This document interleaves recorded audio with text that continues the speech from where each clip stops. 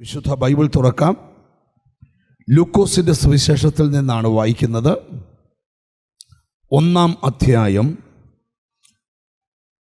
58-ാമത്തെ വാക്യം ആദ്യം വായിക്കാം.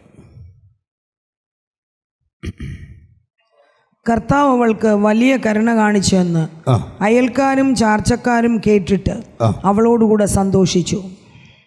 കർത്താവ് അവൾക്ക് വലിയ കരുണ കാണിച്ചെന്ന് അയൽക്കാരും ചാർച്ചക്കാരും കേട്ടിട്ട് അവളോടുകൂടെ സന്തോഷിച്ചു. 25-ാം വാക്യം കൂടെ. മനുഷ്യരുടെ ഇടയിൽ എനിക്കുണ്ടായിരുന്ന നിന്ന നീക്കുവാൻ കർത്താവിനെ കടാക്ഷിച്ച നാളിൽ ഇങ്ങനെ എനിക്ക് ചെയ്തു തന്നിരിക്കുന്നെന്ന് പറഞ്ഞ് 5 മാസം ഒളിച്ചു പാർത്തു. മതി. ഇനി നിങ്ങളെല്ലാം എന്നെ ശ്രദ്ധിക്കണം. ലൂക്കോസിന്റെ സുവിശേഷത്തിനകത്ത് വളരെ ആത്മീക ഗൗരവമുള്ള ചില സന്ദേശങ്ങൾ മറഞ്ഞു കിടപ്പുണ്ട്. വളരെ ലളിതമായിട്ട് നമുക്ക് മനസ്സിലാക്കാവുന്നൊരു കാര്യം, ഈ 1-ാം അധ്യായത്തിൽ 2 സ്ത്രീകൾ കിടന്ന് തുള്ളിച്ചാടുക. ഈ 2 തുള്ളിച്ചാട്ടത്തിൻ്റെ പിൻപിലും പ്രവചന നിവർത്തിയുണ്ട്. 1-ാമത്തെ ആൾ എലിസബേത്ത, 2-ാമത്തെ ആൾ മറിയ. എലിസബത്തിൻ്റെ തുള്ളിച്ചാട്ടം വർഷങ്ങളായി കാത്തിരുന്ന വിഷയത്തിൻ്റെ മറുപടി തന്നിൽ വെളിവായി വന്നപ്പോൾ ഉള്ള തുള്ളിച്ചാട്ടമാണ്. 2-ാമത്തെ തുള്ളിച്ചാട്ടം ഒത്തിരി പേര് കൊതിച്ചിട്ടും ലഭിക്കാത്തത് തനിക്ക് ലഭിച്ചപ്പോൾ ഉണ്ടായ സന്തോഷത്തിൻ്റെ തുള്ളിച്ചാട്ടം. യേശുക്രിസ്തുവിൻ്റെ ജനനത്തിന് വർഷങ്ങൾക്ക് മുമ്പ് ജീവിച്ചിരുന്ന പ്രവാചകനായ യെശയ്യാവ് 40-ാം അധ്യായത്തിൽ ഒരു പ്രവചനം നടത്തിയിട്ടുണ്ട്. 3-4 വാക്യങ്ങളാണ് ആ പ്രവചനം. എന്താണെന്ന് ആ പ്രവചനം ഒന്ന് വായിച്ചു കേൾക്കാം. കേട്ടോ, ഒരുത്തൻ വിളിച്ചു പറയുന്നത്, മരുഭൂമിയിൽ യഹോവയ്ക്ക് വഴിയൊരുക്കുവീൻ. മരുഭൂമിയിൽ വഴിയൊരുക്കുവാൻ ഒരുവൻ വരുന്നു. നിർജ്ജന പ്രദേശത്ത് നമ്മുടെ ദൈവത്തിന് ഒരു പെരുവഴി നിരപ്പാക്കുവീൻ. ഒരു പെരുവഴി നിരത്തുന്ന ഒരുത്തൻ വരുന്നു. എല്ലാ താഴ്വരയും നികത്തും. അവനമേ താഴ്വരകളെ നികത്തുന്ന ഒരുവൻ വരുന്നു.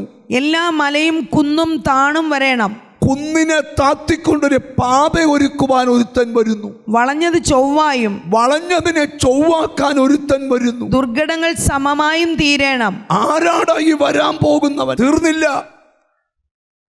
മലാഖിയുടെ പ്രവചനം 3-ാം അധ്യായം 1-ാമത്തെ വാക്യത്തിൽ ഇച്ചൂരുടെ വെളിപ്പെടുത്തുന്നു. എനിക്ക് മുമ്പായി വഴി നിരത്തേണ്ടതിന് ഞാനൊരു ദൂതനെ അയക്കുന്നു. എനിക്ക് മുമ്പായി വഴി നിരത്തേണ്ടതിന് ഞാൻ എൻ്റെ ദൂതനെ അയക്കുന്നു. ആരാണ് പ്രവാചകൻ പ്രവചിക്കുന്ന ദൂതൻ? മലാഖിയുടെ പ്രവചനം 4-ാം അധ്യായം 5-ാമത്തെ വാക്യം ശ്രദ്ധിച്ചേ. യഹോവയുടെ വലുതും ഭയങ്കരവുമായ നാൾ വരുന്നതിന് മുമ്പ് ഞാൻ നിങ്ങൾക്ക് ഏലിയ പ്രവാചകനെ അയക്കും. ആരാണ് വരാൻ പോകുന്ന ഏലിയ പ്രവാചകൻ? ഒരു സ്ത്രീ കടന്ന് ചങ്കത്തടിച്ച് കരയുക. വർഷങ്ങൾ ശുശ്രൂഷ ചെയ്തിട്ടും എനിക്കൊരു കുഞ്ഞിക്കാലില്ലല്ലോ. അവൾ അറിഞ്ഞില്ല അവളിൽ ഉരുവാകാനിരിക്കുന്നവൻ ഒരു പ്രവചന നിവർത്തിയാണെന്ന്. ഞാൻ ഈ ദൂത് തുടങ്ങുമ്പോഴേ പറയാൻ പറ്റുമെന്ന് എനിക്കറിയത്തില്ല. എനിക്ക് ബോധ്യപ്പെട്ടുകൊണ്ട് പറയുക, ഒത്തിരി പെടയ്ക്കരുത്, ഇച്ചിരി ഒന്ന് ശാന്തപ്പെട്. ഒരു പിശാചും അല്ല തടഞ്ഞു വെച്ചേക്കുന്നേ. ദൈവത്തിന് ചില കാര്യത്തിൽ കൃത്യസമയമുണ്ട്. ഇന്ന് ദൂതനെ ഒന്ന് വിവരിക്കാൻ ആ പരിശുദ്ധാത്മാവ് എനിക്ക് ഒരു ആലോചന തരുന്നത്. ഉൽപ്പത്തിയിൽ വേണ്ട എല്ലാ ദിവസവും സർവശക്തനായ ദൈവം ആദമിന്റെ ഹൗവയുടെ വീട്ടിൽ വരുക. 4 മണിക്ക് വന്നാൽ പിറ്റേന്ന് രാവിലെ പോകും. നിങ്ങളുടെ വീട്ടിൽ എല്ലാ ദിവസവും യേശു വരുവാന്ന് എന്തോ സന്തോഷമായിരിക്കും, ഇല്ലയോ? പറ, അല്ലേ? ഞങ്ങളൊക്കെ പ്രസംഗിക്കാൻ ചെല്ലുമ്പം ഞങ്ങളെ ക്ഷണിക്കുന്നവര് ഇറങ്ങി വാതുക്ക വന്ന് ഞങ്ങൾക്ക് കൈ തന്ന് സ്വീകരിച്ചോണ്ടാ പോകുന്നത്. ഇതുപോലെ എൻ്റെ ദൈവം വരുമ്പം ഏതനി വരുന്ന വാതുക്ക നിന്ന് കൈ കൊടുക്കുന്ന അച്ചായനെയും കൊച്ചമ്മയും ഒരു ദിവസം കാണാനില്ല. ഓ, മനുഷ്യകുലത്തോട് ദൈവം ചോദിക്കുന്ന ആദ്യത്തെ ചോദ്യം, ആദമേ നീ എവിടെ?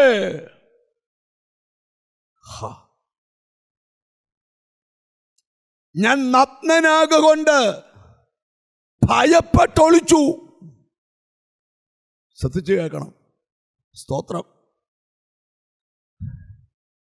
ആദമിനെ, ഹൗവയെ പാപം ചെയ്തത് നിമിത്തം ആ അനുഗ്രഹത്തിൽ നിന്ന് പുറത്താക്കിയപ്പോ അവിടെ ഒരു പ്രവചനം കിടക്കുക. സ്ത്രീയുടെ സന്തതി സർപ്പത്തിന്റെ തല തകർക്കും. ദൈവം പറയുക, ഒരു സ്ത്രീയുടെ സന്തതി പുറത്തു വരാൻ പോകുന്നു. അത് ഇച്ചിരൂടെ വ്യക്തമായി യെശയ്യാവ് പ്രവചിക്കുമ്പം 7-ാം അധ്യായത്തിന്റെ 14-ാമത്തെ വാക്യത്തിൽ പ്രവചിക്കുക, കന്യക ഗർഭിണിയായി ഒരു മകനെ പ്രസവിക്കും. കന്യക ഗർഭിണിയായ ഒരു മകനെ പ്രസവിക്കും. കന്യക ഗർഭിണിയായി ഒരു മകനെ പ്രസവിക്കും. അവൻ ഇമ്മാനുവേൽ എന്ന് പേർ വിളിക്കും. സ്തോത്രം. ശ്രദ്ധിക്കണം. ഇസ്രായേലിയ പെൺകുട്ടികളെല്ലാം കന്യാകത്വം നഷ്ടപ്പെടാതെ കാത്തിരിക്കുക. ഞങ്ങളിൽ ആരിലായിരിക്കും ഈ പ്രവചന നിവർത്തി ഉണ്ടാകുന്നത്?